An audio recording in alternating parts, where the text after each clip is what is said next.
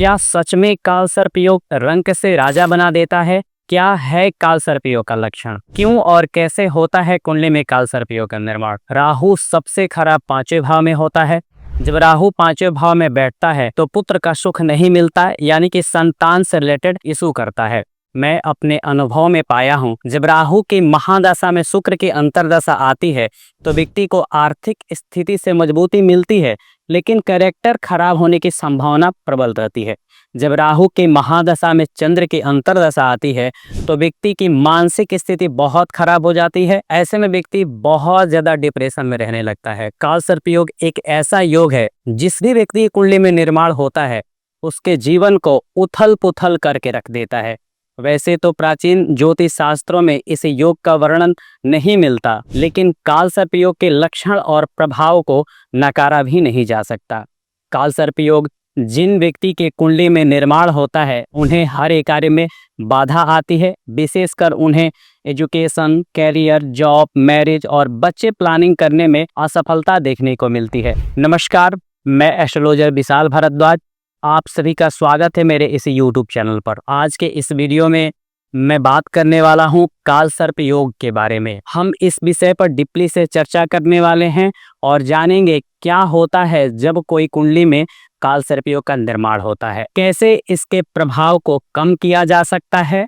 मैं आपको विभिन्न काल सर्प योगों के प्रकार, उनके प्रभाव और काल सर्प योग के शांति के उपायों के बारे में भी बताऊंगा। मुझे उम्मीद है आप इस वीडियो को देखकर ज्योतिष की गहराई को समझेंगे और आप अपने जीवन को सफल बना पाएंगे। वीडियो में आगे बढ़ने से पहले हम यह जान लेते हैं कि इस वीडियो में काल सर्प योग के किन किन विषयों पर हम चर्चा करेंगे और काल सर्प योग पर हमारा टॉपिक क्या होने वाला है, जिससे आप इस वीडियो को ध्यान से देख और समझ पाएंगे। तो सर्वप्रथम हम जानेंगे कुंडली में काल सर्प योग निर्माण कैसे होता है, आंशिक काल सर्प योग किसे कहते हैं, काल सर्प योग भंग कैसे होता है, रंक से राजा कैसे बनाता है काल सर्प योग। यदि आपके कुंडली में काल सर्प योग निर्माण हो रहा है तो कौन सा काल सर्प योग निर्माण हो रहा है? अनंत, वासुकी, तक्षक, कुलिक, करकोटक, पद्म, महापद्म, संखा, द्यष्ट, महानाग्रे, धियमाड़े, इन 12 नामों में से भी कौन सा काल सर्प योग आपके कुंडली में बन रहा है और उसका आपके जीवन पर क्या प्रभाव पड़ता है। हम यह भी जानेंगे कि आपके कुंडली में जो काल सर्प योग बन रहा है वो आपको किस तरह का फायदा या नुकसान पहुंचाने वाला है, या यदि आपकी कुंडली नहीं है तो काल सर्प योग के लक्षण को कैसे पहचानें, और साथ ही साथ उपाय भी कि ऐसा क्या करें काल सर्प दोष से मुक्ति भी मिल जाए। इस वीडियो में हम इन सभी महत्वपूर्ण पहलुओं पर विस्तार से बात करेंगे और समझेंगे काल सर्प योग के बारे में।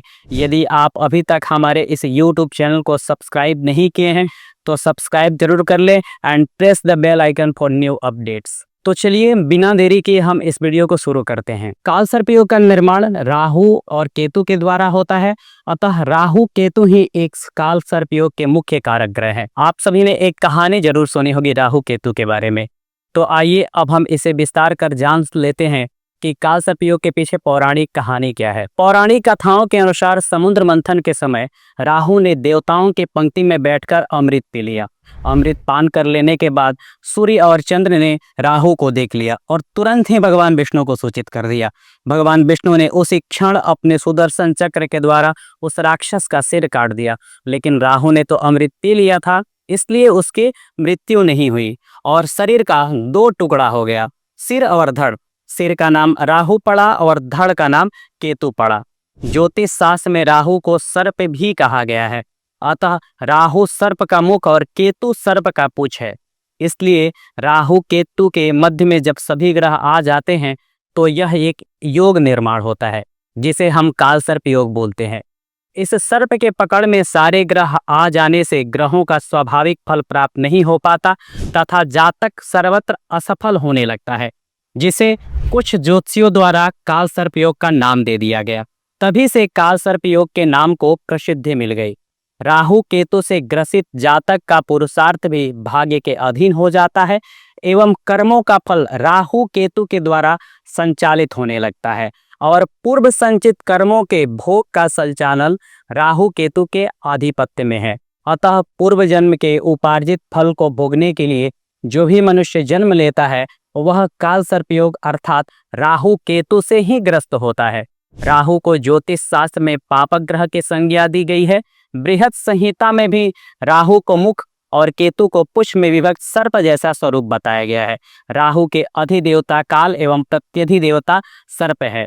इस योग का मुख्य कारक ग्रह राहु होने के कारण इसका नाम काल सर्प योग प्रचलित है। राहु केतु को दुर्भाग्य का कारक भी माना गया है। कुंडली में राहु से पीड़ित होने पर मनुष्य अनेक दुर्भाग्यों का सामना करता है।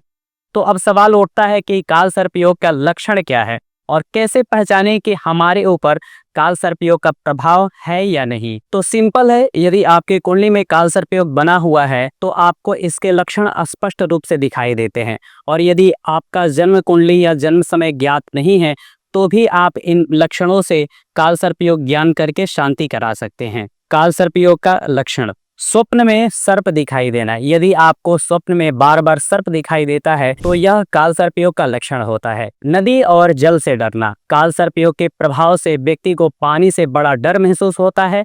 नदी, तालाब, कुएं और समुद्रों से जुड़े स्वप्न आते हैं जिसमें वे अक्सर बहते हुए पानी में गिरने का डर अनुभव करता है। अनियमित या भयंकर स्वप्न, काल सर्प दोष से व्यक्ति को अनियमित और भयानक स्वप्नों की वजह से अचानक नींद खुल जाता है। उन्हें लगता है कि वे किसी खतरनाक स्थिति में हैं और उससे बाहर निकलने की कोशिश करते हैं, जिसकी वजह से उनका अचानक नींद खुल जाता है। बच्चों के अशुभ स्वप्न, 8 वर्ष से अधिक उम्र के बच्चे अक्सर अशुभ स्वप्न देखते हैं, जैसे मकान गिरना, काली वस्तुओं को देखना, भूत प्रेत आदि देखना, स्वप्न में झगड़ा करना और अन्य स्थितियों में फंस जाना। पारिवारिक और स्वास्थ्य समस्याएं, काल सर्प दोष के कारण व्यक्ति को परिवार में संतान से जुड़ी समस्याएं होती है। गृहस्थ जीवन में बारंबार कलह होता है। स्वास्थ्य की समस्याएं और मानसिक अशांति बनी रहती है। उपचार के प्रति असफलता, काल सर्प दोष से रोगों के उपचार के प्रति असफलता दिखती है और ऐसे रोग जो लाइलाज होता है, दवाओं के प्रयोग से भी ठीक नहीं होता। अक्सर चिंता और डिप्रेशन, काल सर्प दोष से व्यक्ति को अक्सर चिंतित और डिप्रेस महसूस करता है। यह उनकी मानसिक स्थिति को प्रभावित करता है। संबंधों में कठिनाई, काल सर्प योग के असर से व्यक्ति को संबंधों में कठिनाई होती है और वे खुद को अकेला महसूस करने लगता है। फाइनेंशियल एंड प्रोफेशनल प्रॉब्लम, काल सर्प योग के प्रभाव से व्यक्ति को फाइनेंशियल और प्रोफेशनल लाइफ में कठिनाई होती है। सपनों में अशुभ दृश्य, काल सर्प योग के प्रभाव से व्यक्ति को सपनों में अशुभ दृश्य आते हैं जो काल सर्प योग को पूर्ण रूप से दर्शाते हैं। इन सही लक्षणों से पूर्ण काल सर्प योग की स्थिति व्यक्त होती है। अतः बिना शांति के इन समस्याओं का समाधान संभव नहीं है। तो अब बात करते हैं जन्म कुंडली में काल सर्प योग निर्माण कैसे होता है। जन्म कुंडली में किसी भी स्थान में स्थित राहु केतु के एक ही भाग में सारे ग्रह स्थित हो जाएं तो इस प्रकार काल सर्प योग का निर्माण होता है। साधारण भाषा में कहें तो जिस जन्म कुंडली में सारे ग्रह राहु एवं केतु के एक ही हिस्से में स्थित हो जाएं तो काल सर्प योग का निर्माण होता है। यानी सूर्यादि 7 ग्रह राहु केतु के मध्य भाग में हो तो उस कुंडली में काल सर्प योग का निर्माण होता है। केतु हमेशा राहु से 7वें स्थान यानी 180 डिग्री पर स्थित होता है। यदि कोई एक भी ग्रह राहु केतु के पकड़ से बाहर चला जाता है तो इस प्रकार का बना हुआ योग काल सर्प योग न होके वह आंशिक काल सर्प योग में बदल सकता है। राहु लग्न और केतु सप्तम भाव में हो और सूर्यादि 7 ग्रह दूसरे भाव से लेकर षष्ठ भाव तक स्थित हो तब कुंडली में काल सर्प योग का निर्माण होता है। और यदि कोई एक भी ग्रह अष्टम, नवम, दशम, एकादश, द्वादश भाव में स्थित हो तो उस कुंडली में काल सर्प योग नहीं बनता। ये 2 कुंडली आप लोग के सामने हैं।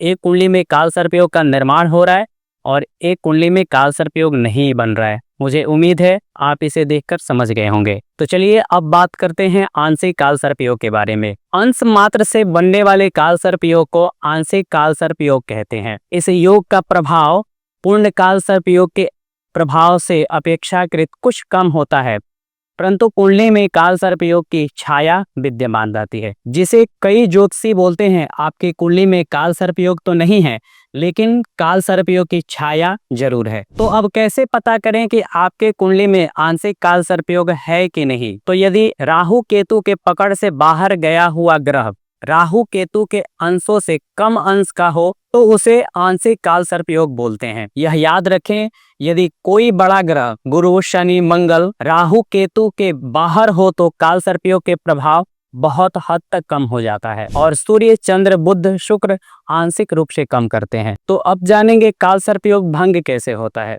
यदि लग्न शुभ राशि स्वराशि या उच्च राशि बलवान आदि होकर किसी भाव में स्थित हो तो उस जातक की कुंडली में काल सर्प योग का प्रभाव कमजोर हो जाता है। यदि केंद्र में एक ही साथ 4 ग्रह स्थित हो तो उसमें से कोई एक भी ग्रह स्वराशि या उच्च राशि का होकर स्थित हो तो भी काल सर्प योग भंग हो जाता है। मंगल बुध गुरु शुक्र शनि इनमें से कोई भी ग्रह स्वराशि या उच्च राशि का होकर केंद्र में स्थित हो तो भी काल सर्प योग भंग हो जाता है। जब कुंडली में सूर्य और बुध एक ही साथ एक ही भाव में स्थित होते हैं तो बुधादित्य योग बनता है। इस योग के कारण भी काल सर्प योग के प्रभाव में कमी आती है और यही योग यदि केंद्र में यानी 1 4 7 10 भाव में बन रहा हो और साथ ही साथ सूर्य या बुध स्वयं के घर या उच्च राशि में होकर स्थित हो तो काल सर्प योग भंग हो जाता है। रंक से राजा तक का सफर। यदि कुंडली में काल सर्प योग का निर्माण वृष मिथुन कन्या तुला राशि में हो तो संभवतः अच्छा फल देता है।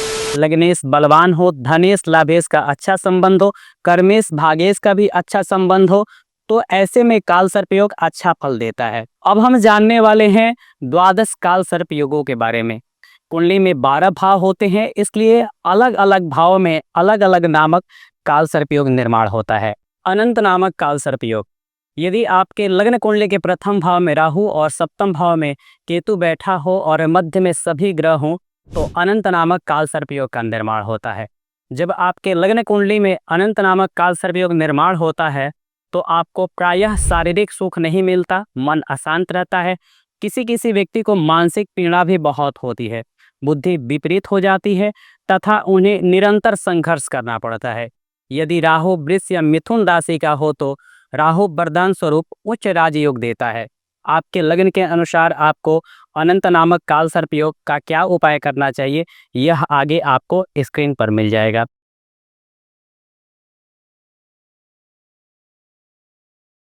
तो चलिए आगे बढ़ते हैं और अब बात करते हैं कुलिक नामक काल सर्प योग के बारे में। जब आपके लग्न कुंडली के दूसरे भाव में राहु और अष्टम भाव में केतु बैठा हो और मध्य में सभी ग्रह हों तो कुलिक नामक काल सर्प योग का निर्माण होता है। यह योग आर्थिक स्थिति पर अपना विशेष प्रभाव डालता है। ऐसे स्थिति में आय से अधिक खर्चा होने लगता है और पारिवारिक संतुलन बिगड़ जाता है, जिससे परिवार में कलह उत्पन्न होने लगती है।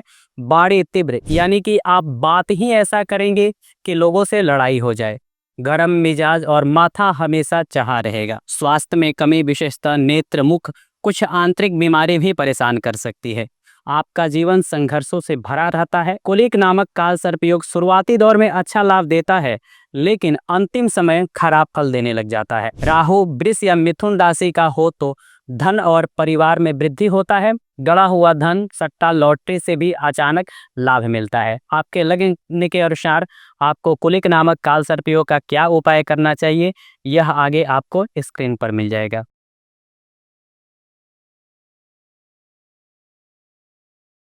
अब बात करते हैं वासुकी नामक काल सर्प योग के बारे में। जब आपके लग्न कुंडली के तीसरे भाव में राहु और नवम भाव में केतु बैठा हो और मध्य में सभी ग्रह हों तो वासुकी नामक काल सर्प योग का निर्माण होता है। इस योग का प्रभाव व्यक्ति के भाग्य और भाई दोस्त के व्यवहार तथा यश मान सम्मान पद प्रतिष्ठा आदि पर पड़ता है।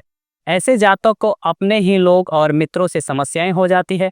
नौकरी या व्यवसाय में अनेक उलझनें देखने को मिलती है। यात्रा करने में भी अनेक बाधाएं और मुसीबतों का सामना करना पड़ता है। होटल या अनजान स्थान पर रहने में भी इन्हें कष्ट होता है। तृतीय भाव में राहु उच्च का होकर भाग्येश पंचमेश राजेश से युक्त हो एवं राहु वृष और मिथुन राशि का हो तो साम्राज्य योग प्रदान करता है। आपके लग्न के अनुसार आपको वासुकी नामक काल सर्प योग का क्या उपाय करना चाहिए यह आगे आपको स्क्रीन पर मिल जाएगा।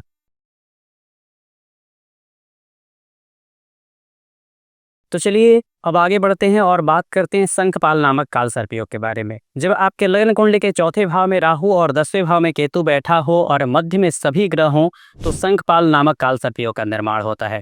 इस शंखपाल नामक काल सर्प योग के कारण जातक को भौतिक सुख सुविधाओं में बाधा आती है। भूमि भवन और वाहन आदि की वजह से अनेक कष्ट उठाने पड़ते हैं। मातृपक्ष से कष्ट और माता जन्म स्थान आदि से दूरी बनी रहती है। ऐसे में जातक को माता का सुख प्राप्त नहीं हो पाता और माता को विशेष प्रकार का शारीरिक कष्ट होता है। पिता के सुख में भी कमी आती है, व्यापार व्यवसाय में भी नुकसान की स्थिति बनती है। आप जिस पे सबसे अधिक भरोसा करेंगे वही आपको धोखा दे देगा। आपके साथ रहने वाला व्यक्ति आपसे ही विश्वासघात करता है। विद्या अध्ययन में बाधा आती है। घर जमीन संपत्ति आदि बंटवारे में समस्याएं उत्पन्न होती है।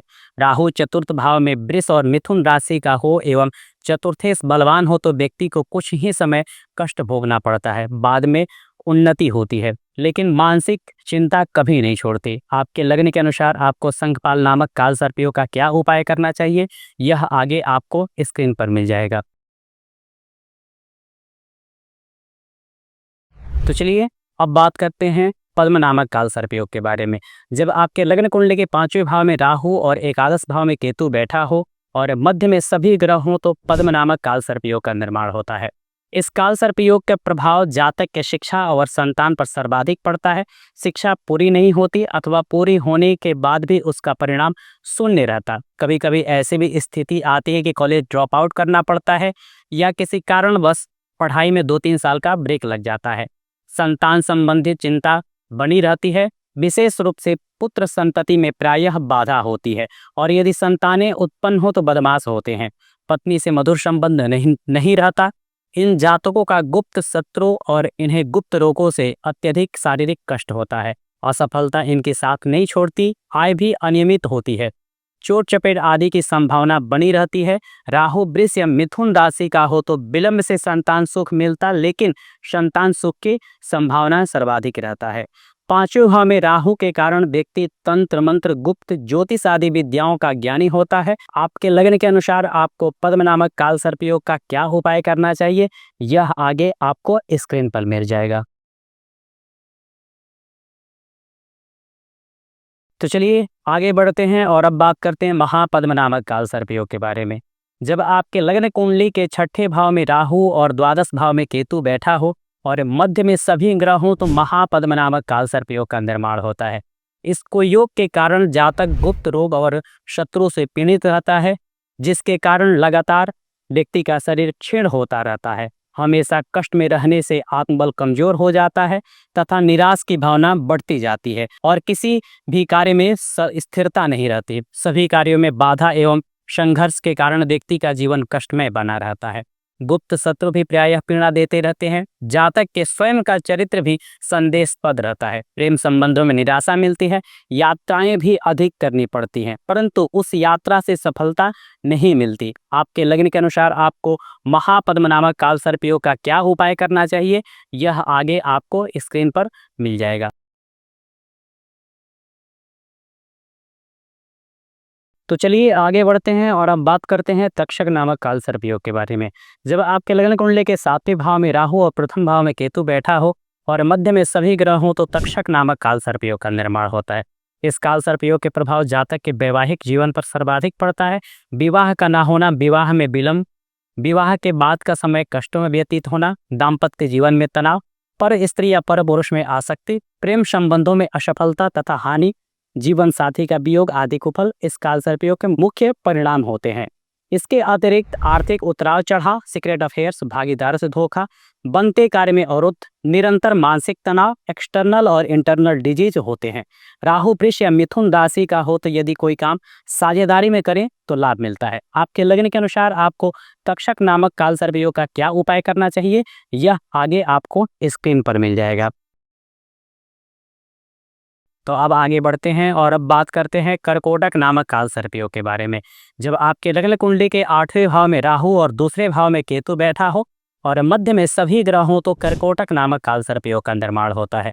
इस काल सर्पयोग के कारण जातक की आयु प्रभावित होती है। दीर्घकालीन बीमारी, आकस्मिक रोग, अकाल मृत्यु, अंग भंग होना, सर्जरी, अल्पायु योग, दुर्घटना, शस्त्रघात, बाड़ी संबंधी विकार, आर्थिक स्थिति में उतराव चढ़ाव, संपत्ति का विवाद, कार्य व्यवसाय में हानि या धोखा, भाग्योदय में बाधा, नौकरी में असफलता अथवा विलंब झेलना पड़ता है। आपके साथ रहने वाले लोग या मित्र आपके साथ छल कपट के कारण आपको नुकसान उठाना पड़ता है।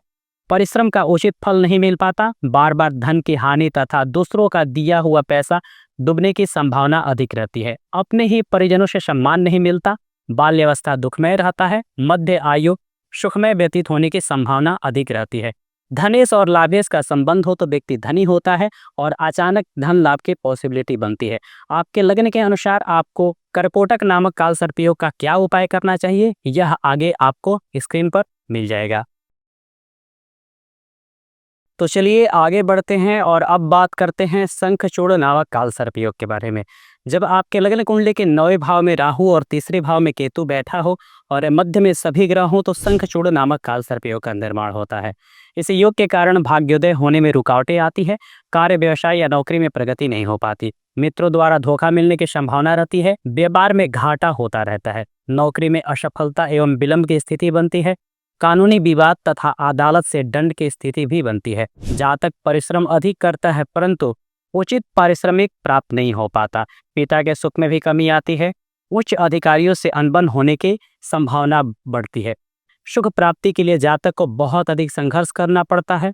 कुंडली का तृतीय भाव परिश्रम एवं भाई का भाव होता है, जिसे तृतीय भाव के कुफल जैसे भाई पक्ष से विरोध, भाई पक्ष से हानि, आलस आदि झेलने पड़ते हैं। यदि राहु वृष या मिथुन राशि का हो तो उत्तम धन लाभ होता है, भाग्य में वृद्धि होने की संभावना बनती है।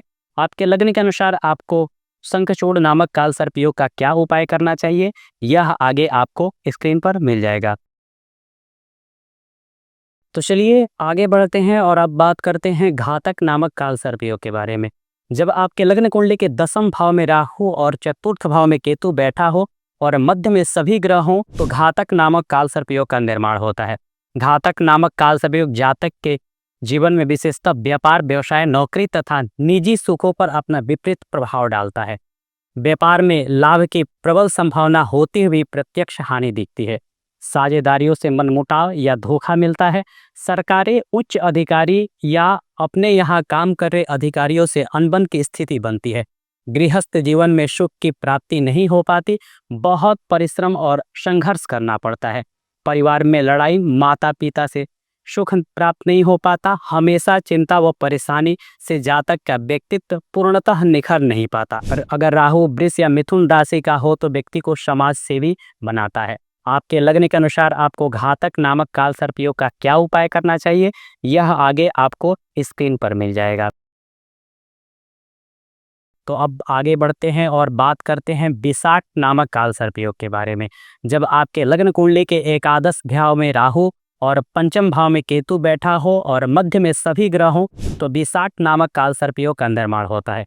इस काल सर्पयोग के प्रभाव से जातक की शिक्षा पर प्रभाव पड़ता है, जिससे उच्च शिक्षा का योग नहीं बन पाता, स्मरण शक्ति में कमी आती है, संतान से पीड़ा, व्यापार लाभ प्राप्ति की संभावना होते हुए कार्यों में असफलता और हानि, आर्थिक स्थिति ठीक नहीं होने कारण परिवार में लड़ाई और विवाद बना रहता है।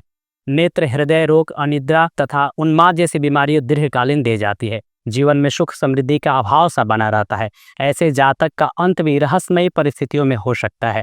वृष राशि का राहु हो तो सभी इच्छाओं को पूरी करता है और 42 वर्ष के बाद अधिक लाभ की संभावना बनती है। आपके लग्न के अनुसार आपको विषाक नामक काल सर्पयोग का क्या उपाय करना चाहिए, यह आगे आपको स्क्रीन पर मिल जाएगा।